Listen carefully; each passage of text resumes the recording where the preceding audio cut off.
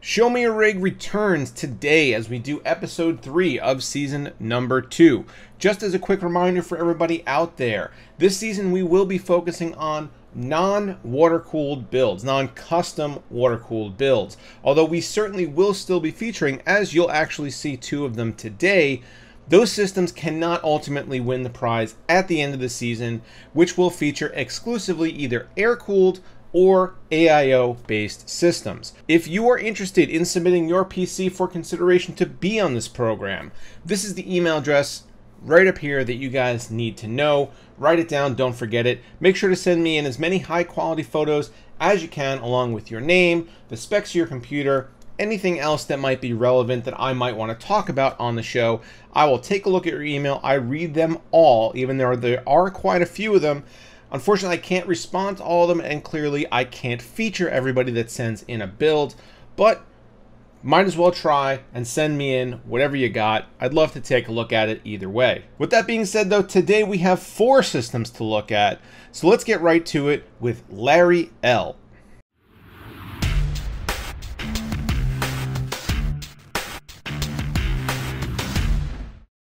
Got one of these and need to know how to cool it? Check out Enermax's all-new LickTech TR42 series of coolers, featuring a full-cover copper baseplate, rubber vibration dampening radiator pads, and an all-new block top design with addressable RGBs. The LickTech is designed specifically for the new Threadripper 2 series of CPUs and comes in both 240 and 360mm flavors. Check out the link in the video description to learn more.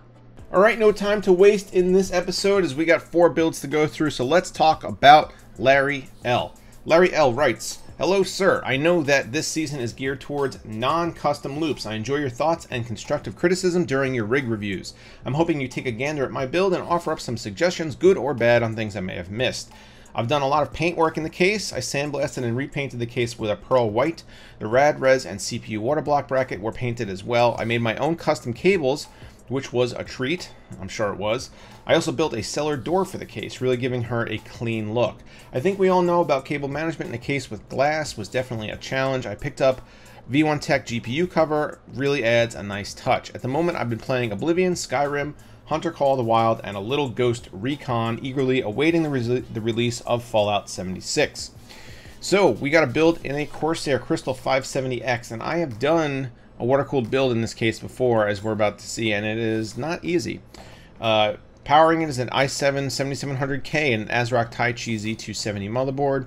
It's got a GTX 1070 FE, Corsair Dominator Platinum 2400. He doesn't say the capacity. I assume this is 2x8, but I suppose it could be 2x4. Corsair RM1000i power supply, and then 2 Samsung SSDs, a 250 and a 1 terabyte. So, taking a quick look at this system, right off the bat, it definitely looks really clean. I am conflicted when it comes to making your own cables. It's so much work and it's so tedious that I don't really know how people who do it for a living, like Joey at NSource, really, you know, how they stand it. I can't do it myself. So anybody that does it, I have an enormous amount of respect for. With that being said, I do prefer the thicker sleeving on the cables to make them look a little bit fuller. However, you did this yourself, and that's more than I could say about any of my builds, so kudos to you, sir. As far as the water cooling goes, well, you know, let's back up. Let's talk about the case. You said you sandblasted this down and repainted the whole thing white, which is what I did with my 570X, and then Corsair, damn them, came out with a white 570X. So you didn't really need to do this, apparently, but it still looks really good. I really like the way that mine came out, too. So it looks like you basically did the same thing that I did. Now, as far as this loop goes, so the thing that sticks out to me the most about the loop is this run right here.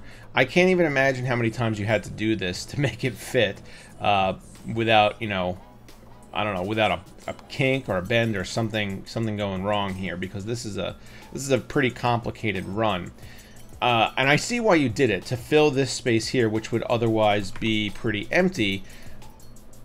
But I think what I would have done instead would be to take the pump and move it over to the corner, and then use some more basic runs, just come down off of here and then over and in, and then come out from here and then down and in. so that way you fill up this area with tubing and this area with pump, and you don't have to worry about filling this gap with this crazy run. Now, you know, I'm not one to tell you what you should like, so if you prefer it looking like this, then that's great, but that's probably not how I would have approached it. I tend to try to make my loops simple, if at all possible, just because otherwise you could run into some, I don't know, you run into some issues, right? So the other thing that I see is this cable up here for the lighting for the CPU block. And whenever you have cables that come off of a block like this, obviously you need to find a way or a place to tuck them and hide them.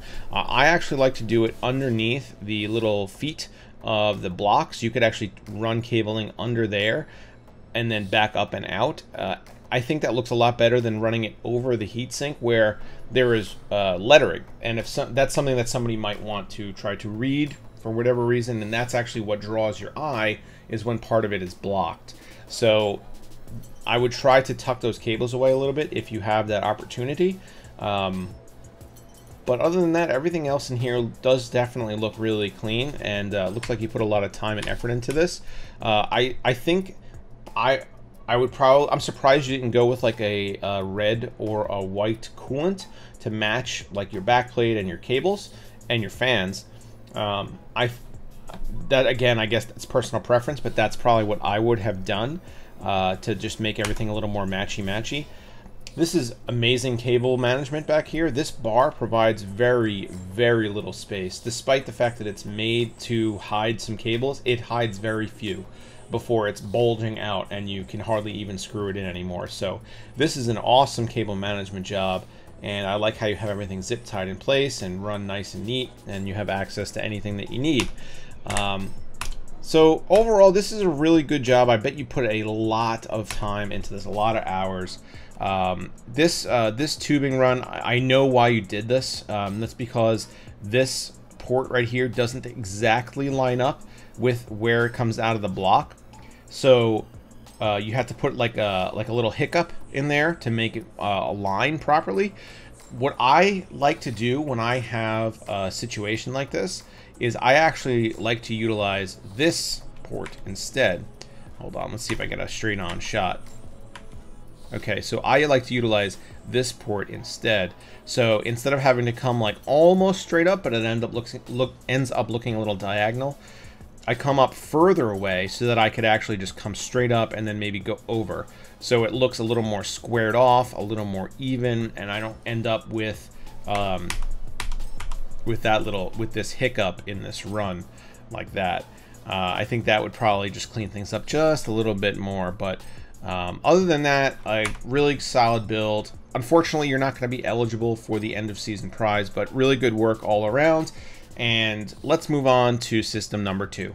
System number 2 is from Cosmos. He preferred that I use that instead of his real name, so that's what we're going to do. Cosmos writes, this system is used for gaming, Adobe Audition audio editing, Adobe Premiere and After Effects processing, and other data processing heavy workloads. The system replaces my previous computer that is now acting as a home server. The case was chosen specifically for its size, which opens the door to many additional future options. I'm considering installing a secondary system for streaming purposes in the bottom tray, and perhaps making the move to hardline liquid cooling. Having said that, the current cooling setup is more than sufficient for this machine at present. While I am actually very happy with the machine as it stands right now, I wouldn't mind a few pointers on considerations for hardline cooling. Alright, well, we'll take a look and we'll see if we can come up with anything. So this is Project Quantum State, is what he has named it. It's in a Phanteks Enthoo Elite. It's got an i9-7920X processor and an Asus Rampage 6 Extreme motherboard. He's got a 4x8GB kit of G-Skill Trident Z RGB 3200, an EVGA 1080 Ti SC2 graphics card. For storage, he's got a Samsung 960 Pro, a Samsung 840 Pro, a Samsung 960 EVO, and a Western Digital Blue 4TB drive. He's got a sound card in here, a Creative Lab Sound Blaster ZXR card. The AIO is a NZXT Kraken X62, and he's got a bunch of Corsair LL fans. So the Enthoo Elite is a case that I've never actually built in myself. It's just, I mean, I've had some large cases here, feature a lot of large cases on the channel, but this thing is a behemoth. And it's for what I normally do, unless I'm going to be putting a custom custom loop in here of some kind. It's just too much space to fill. And I mean, even as you can see with, you know, with all the extras and goodies that he's got in here, this whole space is just completely empty. It's unutilized.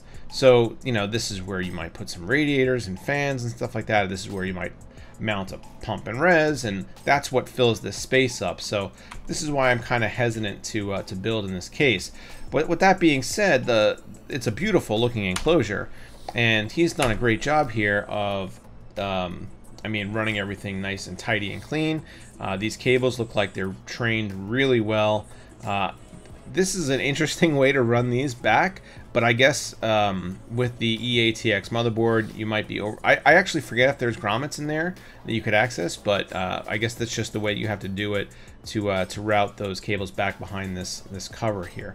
In any event, you got the sound card down there, and I don't build systems with sound cards in them generally, so I admit that's something that you probably need for Adobe Audition.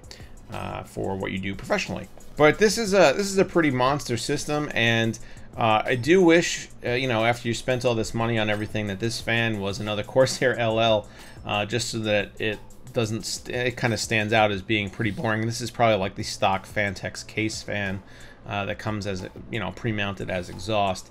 Their Fantex fans are okay. But you just for continuity's sake, you'd probably want another LL. Just probably look a lot better. You got this this digital readout display up here, which looks really neat as well. And I mean, overall, this is obviously just a great job. I like the way you've routed your cabling coming off of the AIO pump, because a lot of times with the NZXT Kraken series, this is the biggest problem, is finding a way to hide all this, because there's like 3 cables you have to plug in and run in different ways. So you've got like one running this way and up this way, and then you've got this one that runs this and up here, and then this one which goes straight across, and you can't bend that one. So I understand why you did that, but it doesn't look distracting at all. This is done in a very neat and simple manner, so I do like that. What else could I even talk about in here? This is looking really good. As far as like hardline tips, I mean, this is the case to do it in. You got plenty of space to fill.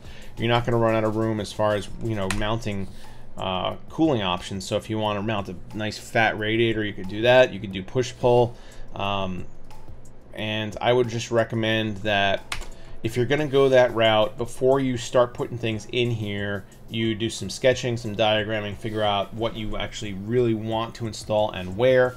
You might need to relocate this if there's another spot for the hard drive. You might want to put this like back behind here or down below if you can. Actually, like I said, I haven't built in this case, so I'm not sure if there's another way to mount this drive, but this might be like right where you might want to put a reservoir. So you might not want to keep this drive here if you can avoid it. But I mean, just taking a look at this build, doesn't look like you really need my help. But another great system, and yeah, just replace this fan. Just go out and get yourself another LL fan, and I think you get them in 140s, so just throw an LL 140 back there, and you're good to go, man. Great job. On to system number 3. System number 3 is from Stephen N. Stephen writes, "Hi, this is my first ever build. I own a tech repair company and thought I would give this a shot. I started following guys like yourself on YouTube and got inspired. I did a lot of research to figure out what I wanted to do. I decided if I was going to build something, I wanted to love it, so I went with the following. For the case, he's got a Lian Li PC011 Dynamic. That is also the case that I have right there. CPU is an Intel Core i7-7700K at 4.8 GHz. He's got a GeForce GTX 1080 Ti. For the motherboard, he's got an Asus Z270E Gaming. Memory is a 4x4 gig kit of Team Group RGB Delta DDR4 3000. Power supply is a Corsair RMX 750. He's got a 2 TB Western Digital Blue and a Samsung 960 EVO. And for cooling, he's got Chrome Hardline and EK monoblocks. And man, just looking at, first of all, he's got a clean AF system build and systems and setup. This desk looks great. I mean, this is simple and clean and elegant. I wonder how this looks on a regular basis, because most people that have these systems set up this way like to try to keep it as neat as possible. However, I know from personal experience that, you know, after, you know, a week or so of not paying attention, all of a sudden you get a mess on your hands. But this looks great, and I hope you are able to keep it looking this way. Looks like you took some advice maybe from Ed of TechSource in your setup. But this looks absolutely stunning with the chrome hardline. I have never worked with metal tubing with any regularity. I did start one build with brass, and I did not finish it for reasons we won't get into.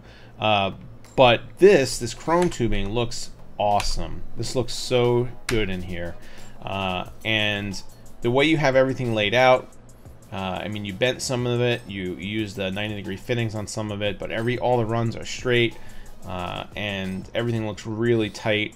These the cables in here are I don't know what kind of cables you used, but whatever company it was or whoever sleeved these things up did it the right way. Those cables are trained up.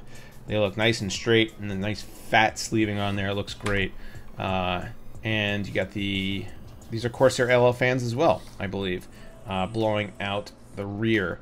But yeah, you took a couple different angles of everything in here. This just looks awesome. This is a really great job, and again, unfortunately not going to be eligible for end of season prize, but I definitely wanted to show this build off as something you could do in the Lian Li PCO 11. And I got a question on my live stream the other day about what case was better for a custom loop, the PCO 11 or the new fractal design Define S2, and I said it was kind of a toss-up because the look is so different. I mean, you look at this case and the way this is built with the vertical GPU, and then you have angles that you could look at like this because the front is just clear glass, which look amazing.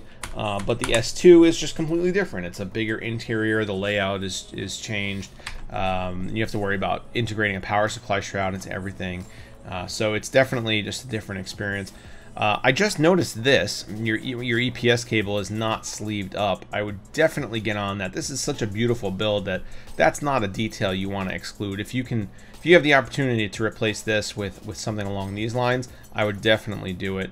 You know, if you're using this as like a showpiece in your office, then I mean, you probably want it to look as good as possible, but I would imagine that most people that see this are going to say that anyway, because this is truly an awesome job. And it's too bad you didn't submit it like last season or maybe next season, if we're going to be giving away for a prize for a custom loop, because this may have won. This is a really nice job. I'd actually be curious to see what your cable management looks like, but to be honest, I don't know that it would change my opinion about what you did here, because you did a great job. All right, so I guess that's it for this one. We got one more, and it is an honorable mention, and we'll get to it right now. Our honorable mention comes from Merrick J. Merrick writes, "Hi, this is how my rig looks. It's got an i7-8700K, a Strix Z370E motherboard. I am waiting for a 2080 Ti, 2x8GB kit of Corsair Vengeance DDR4 3000, a Samsung 960 EVO, and a Corsair TX 750 power supply." So, a man that does not like to mince words, I appreciate it. But check this out. This thing is awesome looking. So this looks like it's set up in some kind of maybe a common area or something along those lines, maybe a living room. So he's got his desk, and everything on the desk looks nice and clean. I really dig the old school alarm clock. I really like that. Maybe I'll incorporate something like that into my setup. That looks really neat. But this is obviously the star of the show over here. It's got the RGI on it, so I'm not entirely sure if this is something that you can buy or if this is something he fabricated. But whenever I see something that looks like this, I tend to think that this is custom fabrication. But it's a nice, clean wood mount. The power supply is behind it. The Wi-Fi antenna is behind it. All the cabling is running behind it. And then the radiator is mounted back here as well. And I think the next picture is... yeah, so here's the fans for the radiator are mounted over here, but everything is out of sight. So you look at it from straight on, and all you see is a really cool looking motherboard mounted to a nice, you know, finished piece of wood. And you know, once you get that 2080 Ti in there, this whole section down here might look a little less naked. But you even got the fake plants in there. So this is not something that I see every day. I don't get a lot of these submissions, and I definitely like these kinds of builds, these kinds of custom fabrications, and this whole very minimalist, modern looking setup you have going on. Again, great job with that. And man, I'm gonna get myself an alarm clock. This is really nice. I really like this. Thank you so much, Merrick, for sending it in. So that is a wrap for episode 3 of season 2 of Show Me Your Rig. Once again, this is the email address right up here. Make sure you know it. If you want to be on the show, send me in all the information that I may need to consider you to be a contestant on the show. End of season, we'll do a giveaway for a $100 Amazon gift card, and that is, of course, global. So, thanks for watching, guys. Hope you enjoyed it. Send in your rigs if you got them, and I will see you all next time.